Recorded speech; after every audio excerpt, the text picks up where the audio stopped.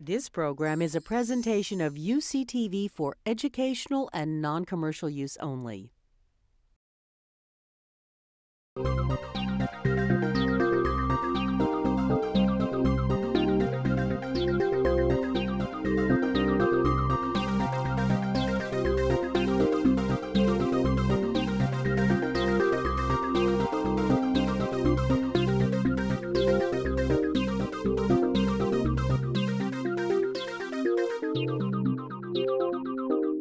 Welcome to A Conversation with History. I'm Harry Kreisler of the Institute of International Studies.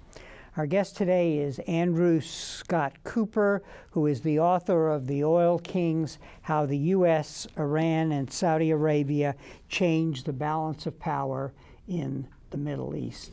Andrew, welcome to Berkeley. Thank you for having me.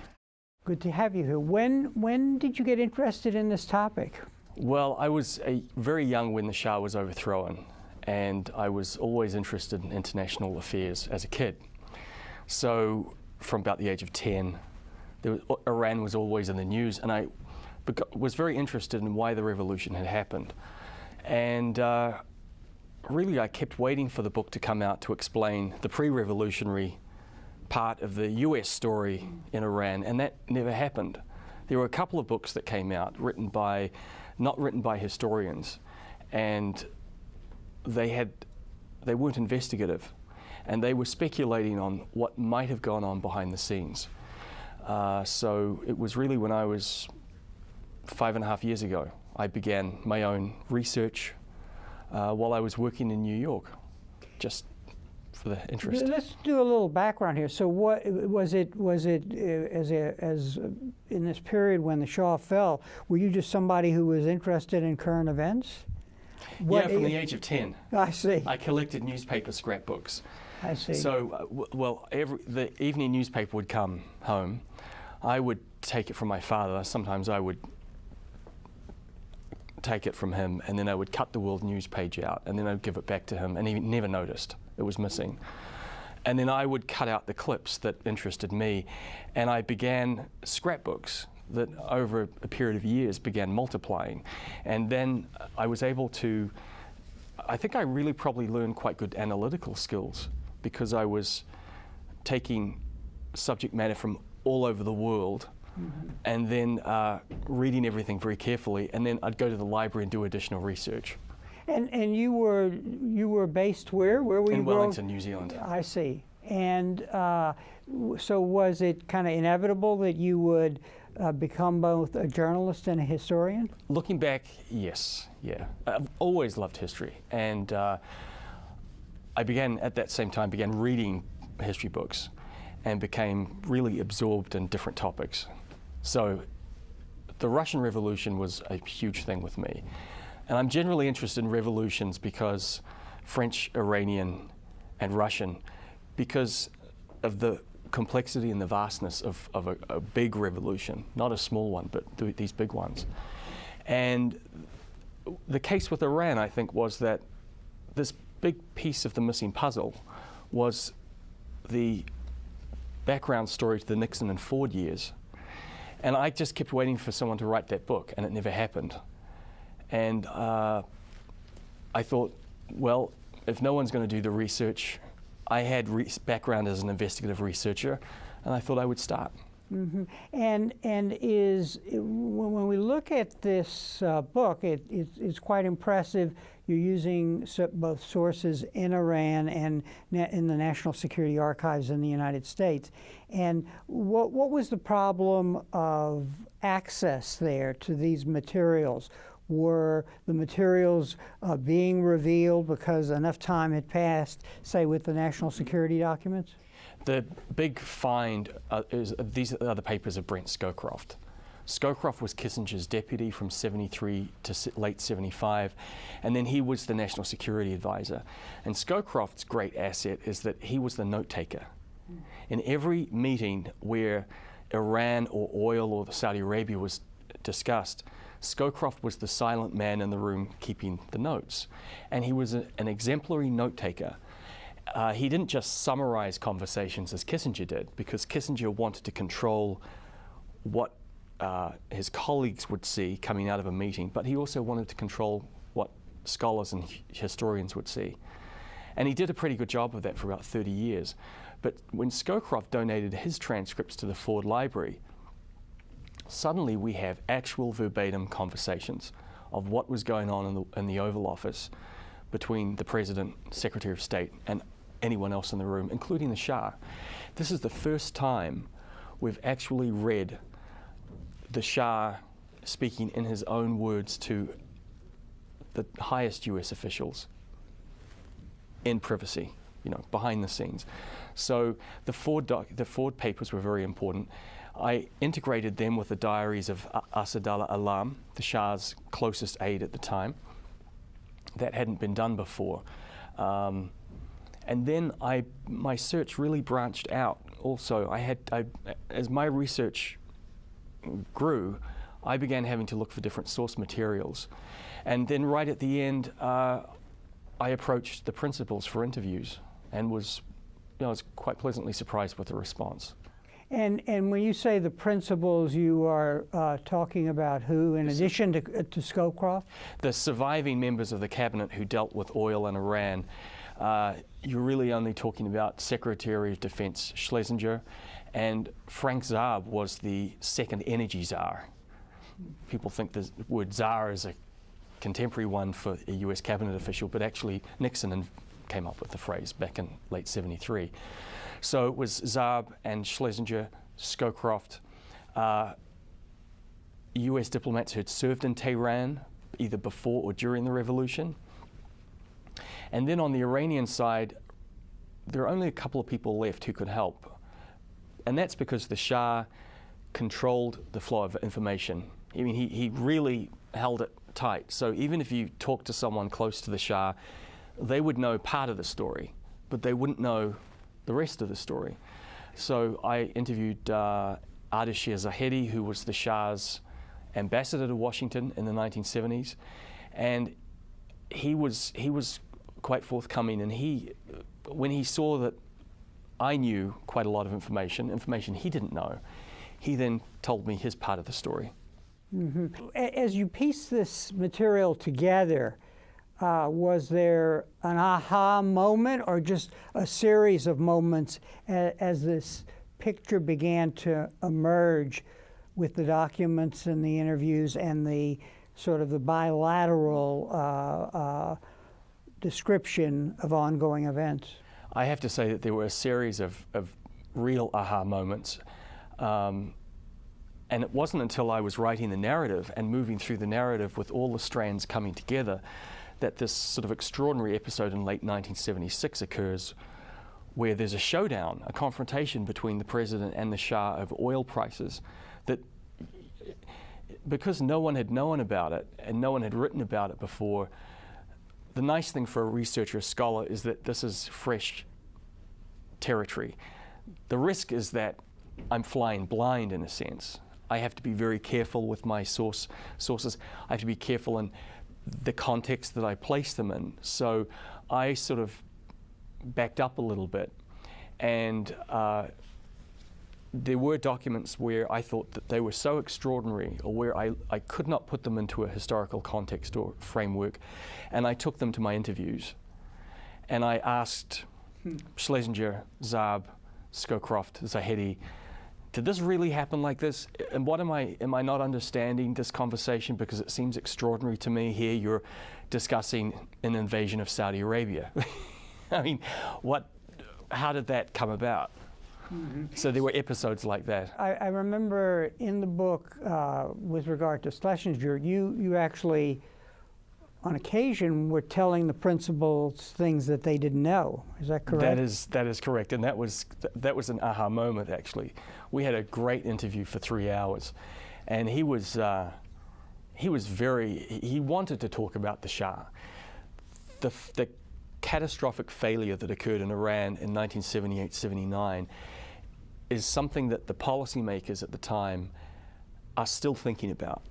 It really did affect their whole way of looking at US foreign policy, because it called into question their judgment, but also the whole basis for foreign policy at that time.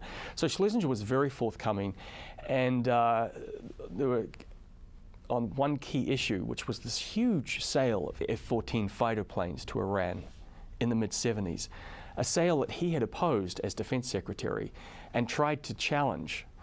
The basis for the sale there was no justification for it on military or strategic terms. And so I had a transcript of one of Kissinger's conversations, and I said to him, could you read this and tell me what you think it means? Because I know what I think, but I don't want to believe what I'm looking at here. And he put his glasses on, and he was looking through it, and then he said, "Oh God," and we had an "oh God" moment. And I said to him, "I take it that this contract has been fixed," and he said, "Yes." And I said, "You didn't know that?" And he said, "No." He said, "It was never explained to me why this sale went ahead." And this is a sale for $500 million in 1973 dollars that eventually became $1.8 billion by 1977-78. It was huge. And that deal placed an enormous strain on Iran's state finances. So not only was the deal strategically, militarily, could not be justified on those grounds, financially, there was a whole other side of the equation.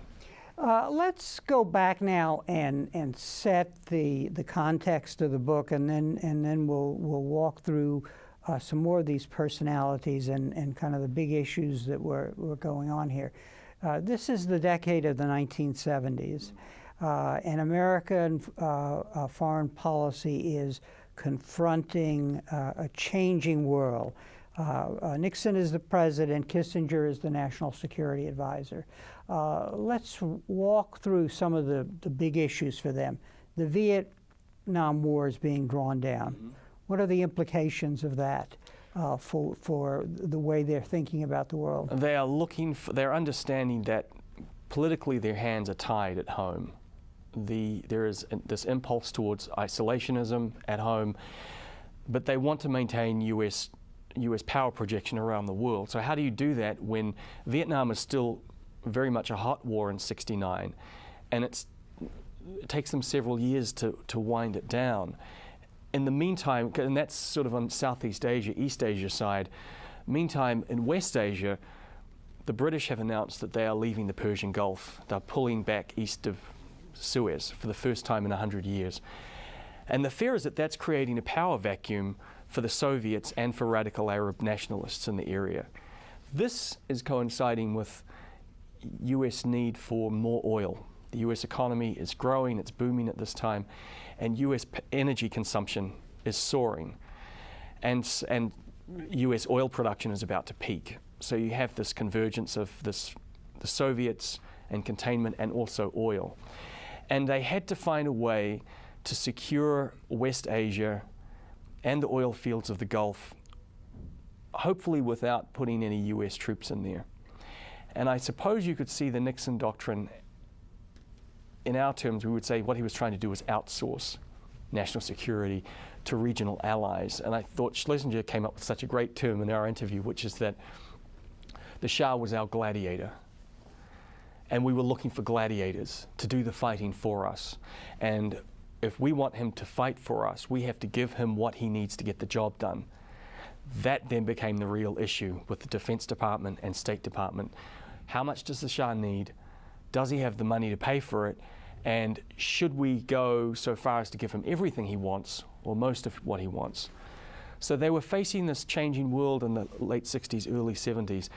I think Nixon's relationship with the Shah is very important here, though. And we'll talk about that in a minute. Let's just do this context, and then I'm going to walk you through the different personalities that are involved here.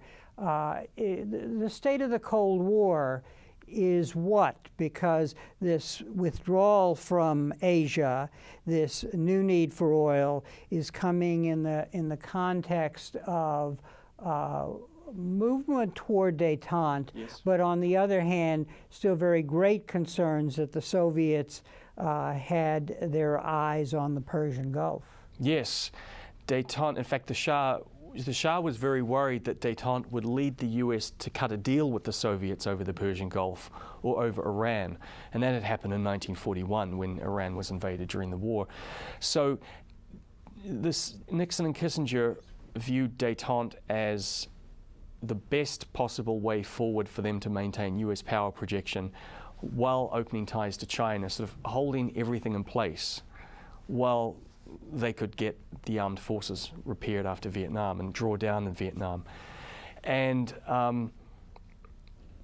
that created some fluidity, I think, in sectors of the Cold War, some of the frontline states. There was insecurity on the part of people like the Shah, who were strong US allies, but who were beginning to think that if there was a thaw, maybe the US security guarantees would be weakened a little bit.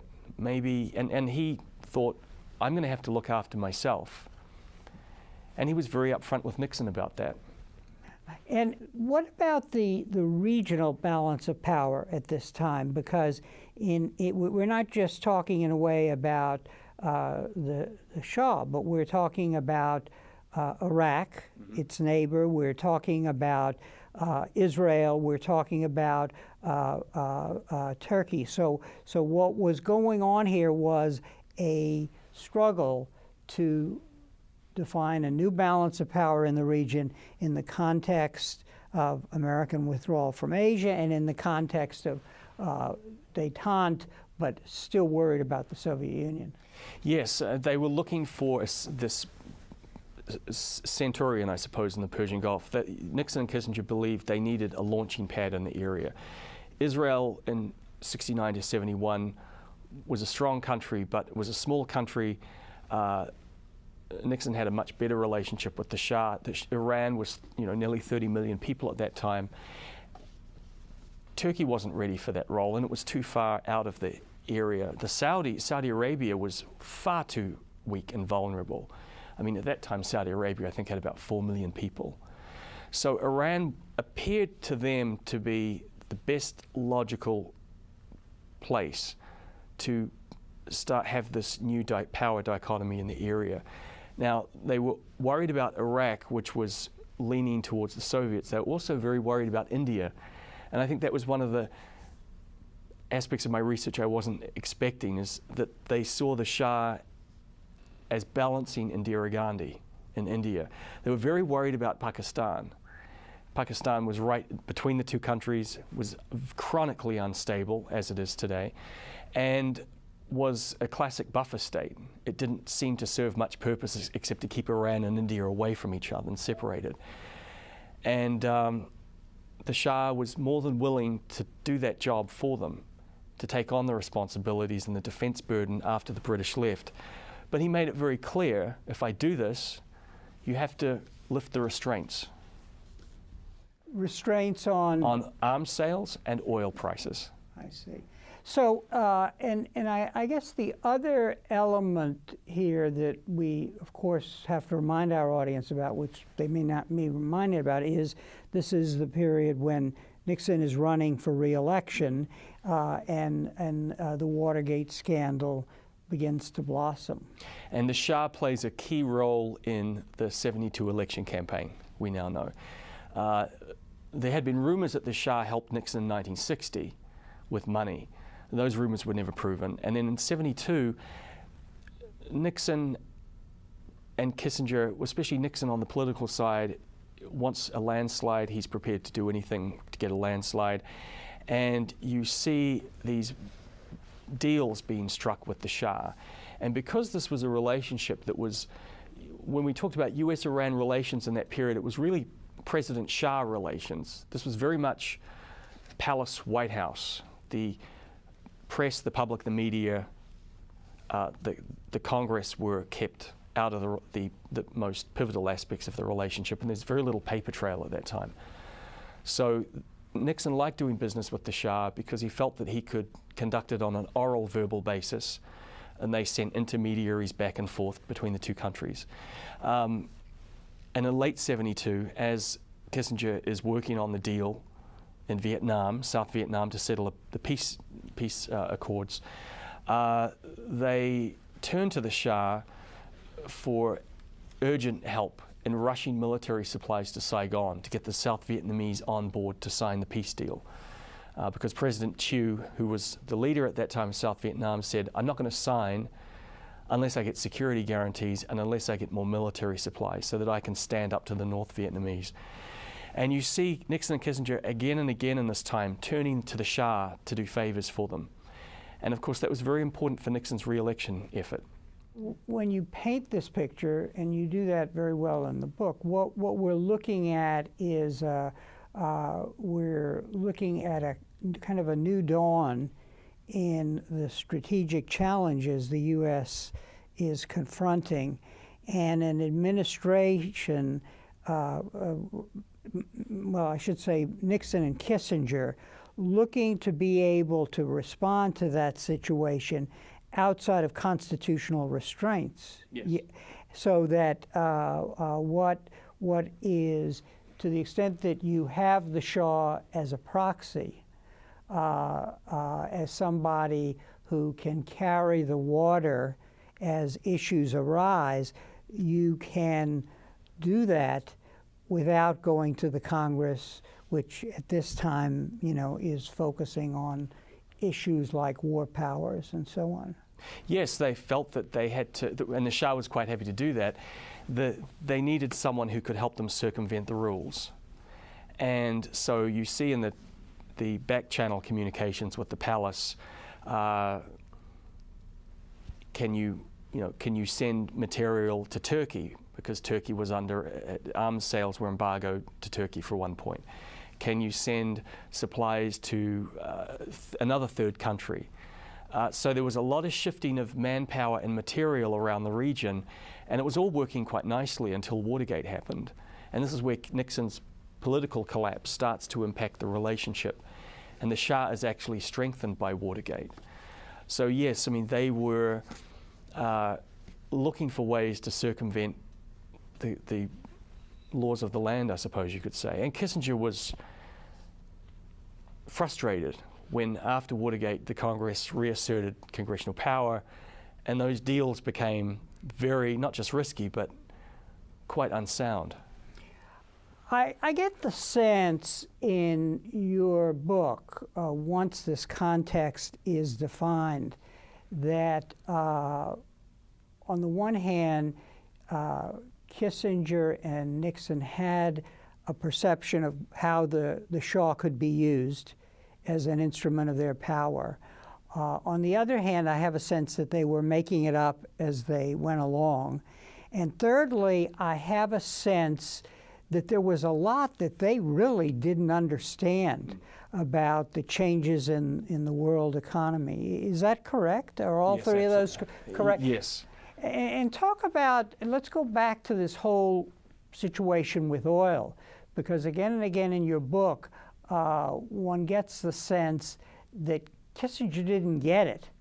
He got the power equation, yes, but he did not understand the dynamics of international economics as they were changing. And what is important here is that suddenly America needed more and more imports of oil, because we were moving from being an exporter to being a country that needed to import. At the same time, Japan and Europe were at a new threshold of recovery from the World War II, and were needing oil also.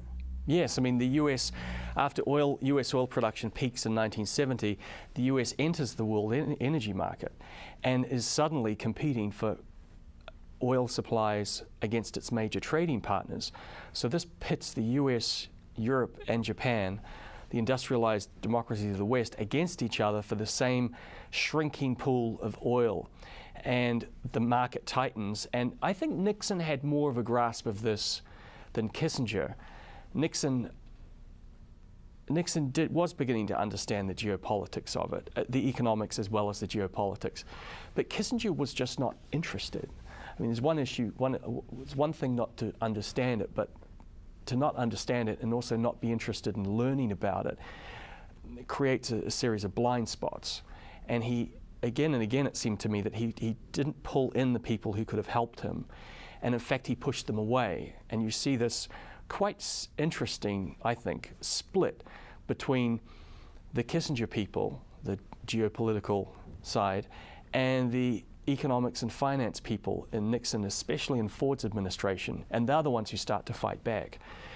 And that the US is really caught unawares in late '73 during the Arab oil embargo. And this is where suddenly the new world has arrived at America's front door, and the country is really completely unprepared for it. Let's now walk through Nixon's situation domestically, and then we'll talk about the Shah and how they saw each other and how that those perceptions evolved over time. So we've talked some about Nixon, Watergate, the new importance of energy, the transition in the world economy, the drawdown in Vietnam. He and Kissinger were at war with parts of their own government, yes. Both within the military and in Treasury. So this is the height of bureaucratic politics, in which everything from secret tapings by the Pentagon to leaks to columnists like Jack Anderson and so on. So they were not only at war with the media, but also with their own government. Yes, and sometimes it seemed to me they were spending more energy against each other internally than they were dealing with some of the problems. I mean, when you talk to people like Dr. Schlesinger, there was quite an intense rivalry there with Kissinger, and information was kept from Schlesinger by Kissinger. So you have the Secretary of State actually withholding information from the Secretary of Defense involving defense and national security affairs. It sets up quite an interesting dynamic for how any issue is going to be dealt with in a functional way. So Kissinger and Nixon, of course, appreciated secrecy, great secrecy, and they believed that their own diplomats were, well, incompetent. They weren't, real men. I mean, they used all sort of language about we're the only ones who really get it. And they thought the Shah was like them, in that the Shah was his own foreign minister. It made it all too easy for them to keep going back to the Shah again and again. And whenever they would hear something from the diplomats or from the Pentagon urging caution or saying, well, Iran's economy is fragile, we shouldn't sell the Shah too many arms because it could place a debt burden on Iran's economy, that could lead to instability. They kept saying, pushing it back. No, we know what we're doing. Again, you're being nervous Nellies. I was surprised during my research, actually, that the pushback for arms sales came from two defense secretaries. I want to go back to this thing of the world they're confronting, but they're the domestic politics, but also, so what we have is a global structure, a national security structure. So you can push a button here and push a button there in terms of moving troops, moving weapons to a particular place, and so on. But on the other hand, this is now creating stress in the constitutional system at home.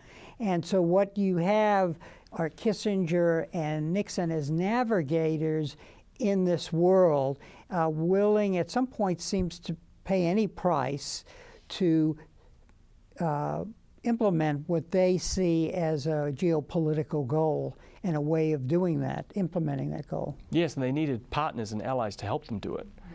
And it was easier for them to turn to people like Pinochet, the Shah, Marcos, their gendarmes or their gladiators around the world, because they didn't have to consult their own parliaments or congresses like Nixon and Kissinger were required to do to some extent.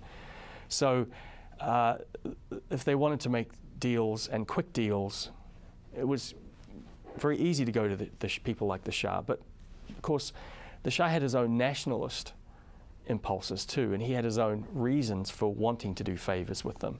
So Nixon and Kissinger are faced with this world that suddenly, the world of 1972 is very different from the world of early 1974, when Nixon has been crippled by Watergate, the US economy has been crippled by the oil embargo, oil prices have gone through the roof, and suddenly their strategy that looked so great on paper 2 years earlier has blown up in their faces. And the important point here is that we know about the war with parts of the national security bureaucracy, but what emerges in this period domestically is a war with their own Treasury Department, and actually the Fed is drawn in. So the people on the economic side begin to see the economic implications of giving the Shah the ability to raise the price of oil as much as he wants and to buy as many weapons as he wants.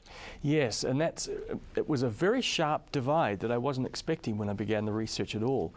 You had the economics people who did not care very much for geopolitics, and you had the geopolitical people who did not care very much for economics, and they really couldn't build bridges between them, especially in terms of communications. Kissinger believed he was right on every issue, and he would not listen to someone like Bill Simon, who was the Treasury Secretary, because to him Simon was just a bond trader. What did Bill Simon know about the world? And Simon was also to some extent an idealist. He saw the world in moral terms, and Kissinger, of course, was the ultimate realist. And so you had that realist-idealist divide within Ford's administration that was never dealt with by the president. And of course, Arthur Burns, the chairman of the Fed, is drawn in because really by '75, the US economy has tanked. It's plunged into its deepest recession since the Great Depression. You have US banks starting to be overextended in terms of the debt burden they've taken on. At the height of the first oil shock, lending billions of dollars out to countries that may not be able to pay them back. And so you have the makings then of not only a geopolitical crisis, but a financial and economic crisis too. And always the danger is going to be that there's going to be convergence. The Nixon-Kissinger perception of the Shah was, this is our guy. He is like us, he thinks like us, he wants to move the pawns on the chessboard, and his moves will complement our moves. So Nixon, early in the story that you're telling, gives the Shah, in a private conversation, a go-ahead to raise oil prices as much as he wants, on the one hand, and on the other hand, Nixon agrees to bypass what was called, was it the Twitchell doctrine, which was a Pentagon-imposed rule that there would be limits on the arms sales to the Shah. Yes, those were the two means of leverage, strategic leverage the US had over the Shah and Iran at that time during the Cold War. And there'd been bipartisan consensus that the US needed to keep that leverage on oil prices and arms sales, because the two were connected, directly connected. The Shah wanted to raise oil prices and get control of his country's domestic oil production because he wanted to generate the revenues to modernize Iran, but also to transform Iran into a military powerhouse. They never really understood the extent to which he wanted to the size of the transformation he intended. But Nixon gets frustrated, you can see, in 69-70 period, because he's being told by the so-called experts, this is a bad idea. And one thing that came out of my interview with Zahedi that I was not expecting. The Iranian ambassador to the yes, US. Ardeshir Zahedi, is right towards the end of our interview, we were talking about oil prices, and I mentioned this issue of, did you get the go-ahead? And he said, well, of course we did. Nixon told me. And they said, when did that happen? And he said, oh, it happened very early on in the administration, and we were in a meeting and Nixon called me to come to the back of the Oval Office and into his little study area, and he gave me the go-ahead to tell the Shah. Now, it's not documented anywhere, and I went back to the president's schedule and I found the meeting, and sure enough, the meeting did occur, and this is exactly the time when all the bureaucratic infighting is going on, and Defense Secretary Melvin Laird and Secretary of State Bill Rogers are saying to Nixon, no, no, no. Nixon's very frustrated with them, and as happens with Nixon, he goes around his own advisors, of course, with Kissinger's support. On arms sales, the Shah kept lobbying them very hard, and one form of counter-strategic leverage the Shah had was the CIA bases in northern Iran. And this is where the CIA Director Helms was very insistent that we have to keep those bases operating. To watch the monitor the Soviet tests. Yeah. They're too important, and don't worry about the arms sales. Give the Shah what he wants. If he turns those off, we're all in big trouble. So intelligence here is rather interesting because you have information, but the global context is changing. And so which information is more important than what other information? And so you point out that giving the Shah the green light to raise oil prices, in essence, impacts the economies in Europe and in the rest of the world. But looking at Europe, what you then begin to see is economic crisis that leads to the rise of the Euro-communists, which is a concern if one's view of the world is one in which, you know, it's them against us, and communism is on the march. Yes, I mean, in fact, some of the same countries now that are almost bankrupt in Europe were at a similar point 35 years ago. Greece, Portugal, and Spain were transitioning to Western-style democracy after years of right-wing dictatorship, authoritarian dictatorship. So they were at a very, very fragile place where Kissinger was trying to encourage their transformation, although it seems he was very skeptical about their prospects. And the real vulnerability there were their economies, which were suddenly exposed to coming out of protectionism, suddenly exposed to a global market. And they desperately needed infusions of cash. And when they were hit by soaring fuel costs after 1973, they suddenly found themselves faced with billions of dollars worth of bills that they couldn't pay. What they did is they go to the IMF and to the World Bank, but mostly they turned to private lending institutions on Wall Street.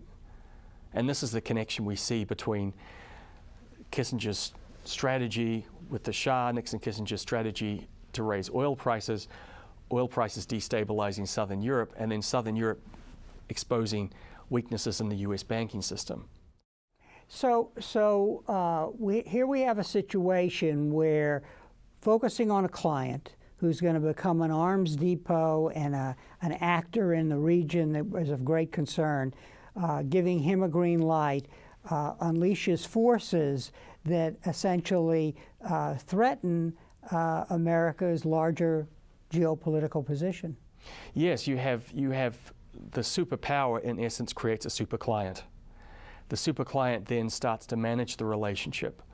And this happens over time, and it's difficult for the policymakers, I think, in the US to, you give the Shah something, how do you know you're giving him too much? How do you know at which point there's a tipping point in the relationship? But certainly by 74, it's gone too far. I mean, it's really happened within a 2 or 3 year period from 71 to 74.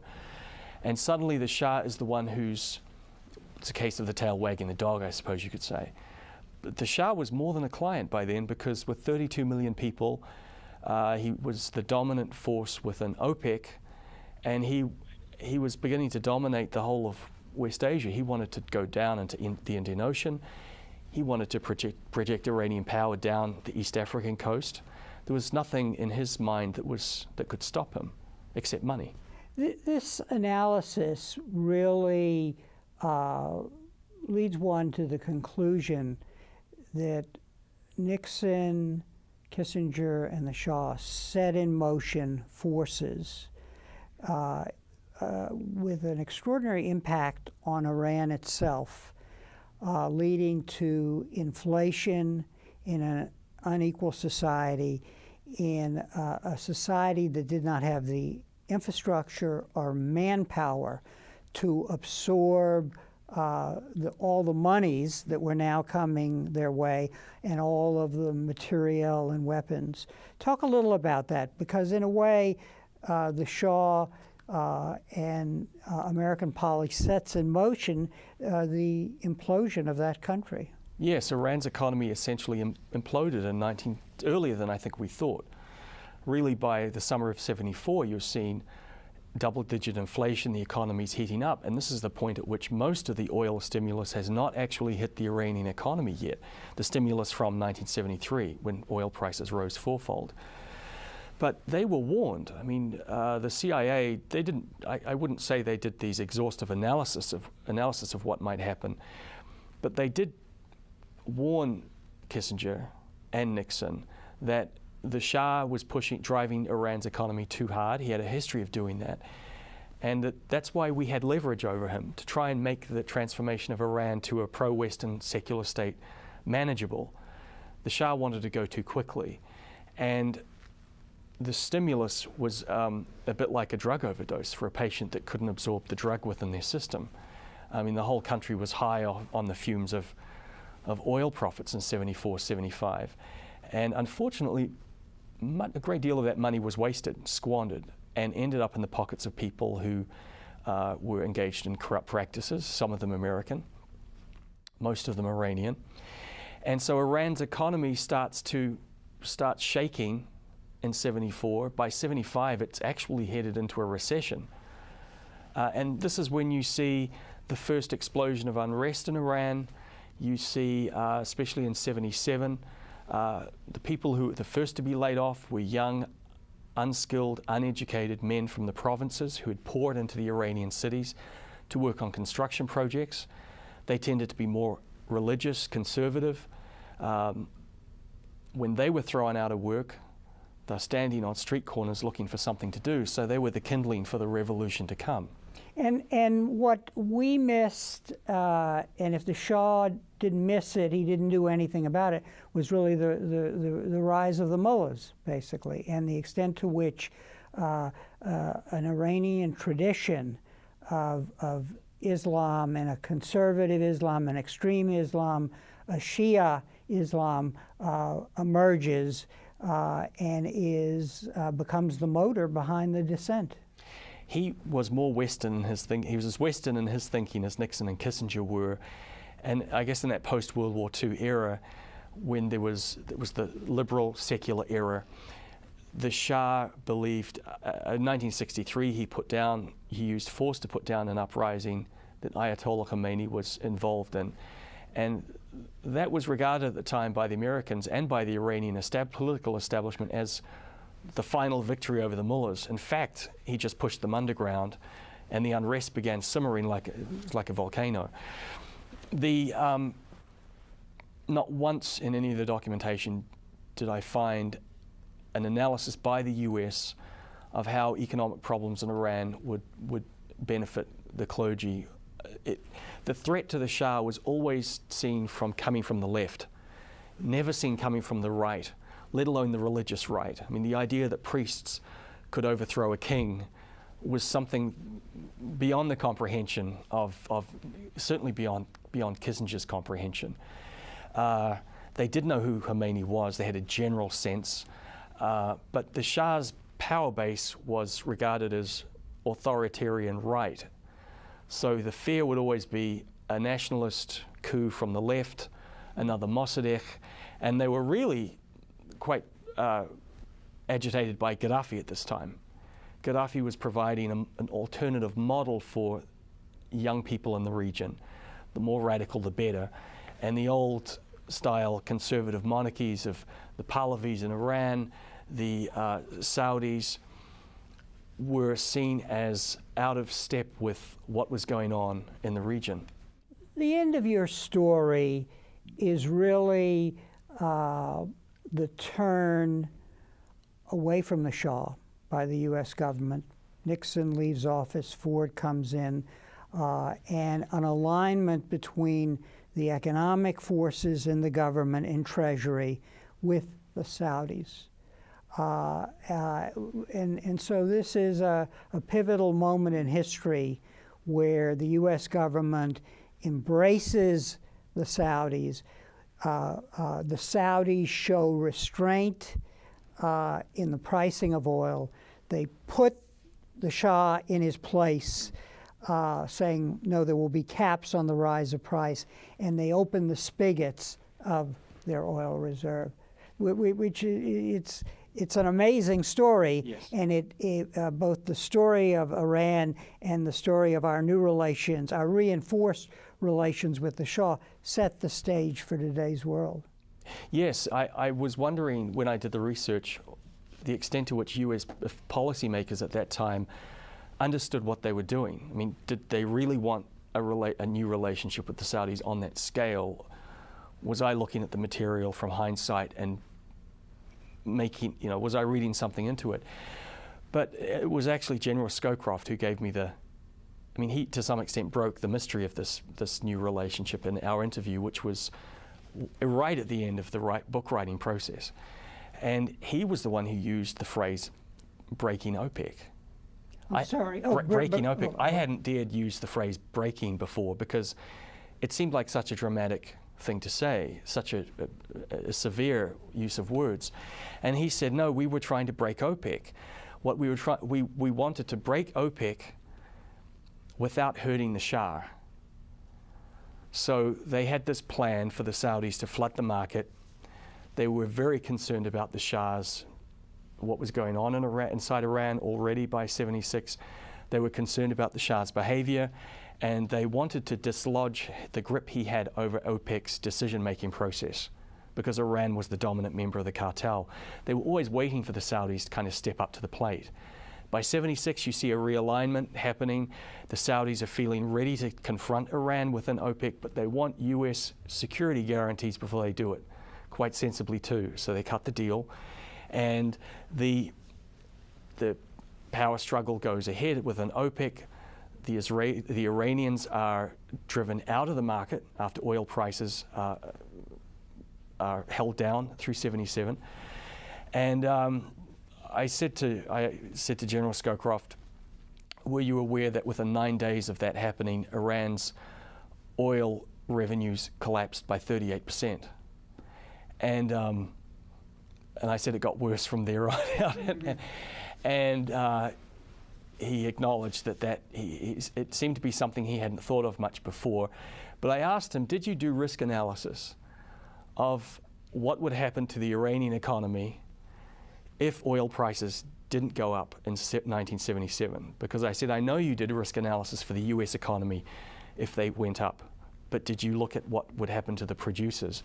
And he said yes, which surprised me. I mean, they were thinking and they were trying to help anticipate possible trouble with Iran. But he said they underestimated the severity of the financial problems facing the Shah. And that really was quite an interesting thing to say. And it shows some of the problems policymakers have in government all the time. The Shah was withholding information from them. Kissinger was certainly either withholding it or not understanding what was happening to Iran's economy at that time. So that when they went ahead with the plan to break OPEC, in fact, they did cause severe damage to Iran's economy. Mm-hmm. Let's talk now about personalities in history, because the center of the stage here is the Shah, Nixon, Kissinger. Do you see similarities in their personalities and their context that led them to collaborate and then turn on each other? The Shah, we should make note of, was during this period keeping secret the fact that he was dying of cancer. Yeah, that's the wild card in the story, which is quite a dramatic one too. I think Nixon and Kissinger and the Shah saw themselves, well, Kissinger was trained. The Shah and Nixon were self-taught geopoliticians. And you could say that they was almost like auto-intoxication when they were together in a room, because they saw each other through this realist perspective. They did not take into account, at least Nixon and Kissinger never took into account nationalism, religion, culture, history, ethnicity of the client state. The Shah, on the other hand, this is where there was a difference. The Shah was a Persian nationalist. Yes, he was an ally of the US, but he's always going to put Iran's interests first. This is a problem with the whole Nixon doctrine, of course. That's one of the weaknesses of it. The client wants to protect and safeguard his own power base. Sometimes that's going to happen at the cost of a clash or confrontation with the protector, the great power, the US. So they got on very well, and Nixon and the Shah and Kissinger saw the world in deeply pessimistic terms. Darkness was always an hour away, and the conversations were relentlessly dour, and the Soviets are going to take over, and we're in this power struggle between light and dark. I think that's what they had in common. I think that what they didn't have in common was obviously the nationalist impulse on the Iranian side. Mm-hmm. What are the lessons, do you think, of your book when one reads it, and it really reads like a novel? So many of the themes that recur today are in this book. The impact of the change in the oil environment, the need for energy, the search for a new kind of global balance, the economic spillover to Europe and the rest of the world, and so on. So I guess what I want to ask is what would you like people to get, first policymakers, to get out of this history? Better communication, understanding, looking at a regional issue or a local issue and pulling back and looking at the bigger picture, trying to get a bigger picture and doing different sort of risk analysis. I think that's one lesson that I certainly learned from the research. And it's something that scholars have done ever since the revolution, and it's something I realized I did not want to do, was to look at US-Iran relations just within that perspective. I found that I had to pull back and look at this on a much bigger framework. So economics and finance are always going to be factors in the geopolitical equation. When oil just it's an issue that the US foreign policy establishment, Washington in general, has been unable to come to grips with. And again and again and again, this country has, the policymakers, the presidents go on, every term there's a president who goes on, we have to confront our addiction to oil. Nothing happens. Now, imports of oil, foreign oil have declined in the last couple of years. It's not because we're getting more efficient, it's because the economy is really bad. When the economy picks up, we'll go back to the bad old ways unless there's leadership from Washington. So it's really to show, also one lesson is just these pernicious impact of oil as a commodity, that sole commodity on American life and American power projection around the world. The question of intelligence, because that is a theme that runs through your book. The CIA and our analysts did not adequately see the risks domestically in Iran. They focused on the Soviet Union. The paradigm that Nixon and Kissinger were working with did not incorporate economics, basically, and so on. So what this sounds like a tune that we're still humming today, in the sense that, for example, the Iranian situation, we know very little about what's going on internally there. Yes, that's exactly right. And the Iranian economy will be key to the future survival of the Iranian regime. I know the Saudis know that. The Saudis have been quite vocal about it, and just 3 months ago, a senior member of the Saudi royal family was in the UK. He gave a speech which mysteriously appeared verbatim in British newspapers, in which he said the soft spot for the regime in Iran is its economy, and we can affect that by squeezing their oil profits. I can't imagine that the US is not aware of the damage that the Saudis could cause to the Iranians if other aspects of the Iranian power dynamic are vulnerable at that time, because you can crash the market and hurt Iran's economy, but if the regime is strong within the eyes of the people, it might not do any damage. The Shah at that time is very vulnerable. So it seems to me that the economic equation is very important, and they did not have an understanding at the time. It was almost like a hazing for US foreign policy establishment after '73. Hazing? Hazing in terms of the fact that they believed the world was a certain way, and they were caught. You know, economics is a very tough master, I think. It was as though they were being taught on the job, day by day. We've lost control. We can't control this economy anymore. And when you have someone like Alan Greenspan working for Ford at that time saying it's the economy, the economy, the economy, the American people have to be told that their way of life is changing very dramatically. That conversation is never had. Mm-hmm. Is there a particular insight that this history offers us about the present situation? Well, we seem to be repeating the present situation. So to me, it's repeating the past. Repeating the past, yes. Yeah. It's history repeating itself. I suppose we could say that that's quite depressing from a historical perspective, although historians wouldn't be surprised. I think that this book might be helpful for policymakers working today to know that another president also had to deal with Iran seeking nuclear weapons, vulnerable US banks, weak Southern Europe. Why are these factors, why are we seeing this convergence happening now? Are they going to respond in the way that Ford did? Are they going to respond in other ways? Are they going to, I'm sure they are responding in ways that we don't know about. But that risk analysis, looking at what could happen if we do one thing over here, they may be focused on here, but on the other side, you also have to be looking around you all the time.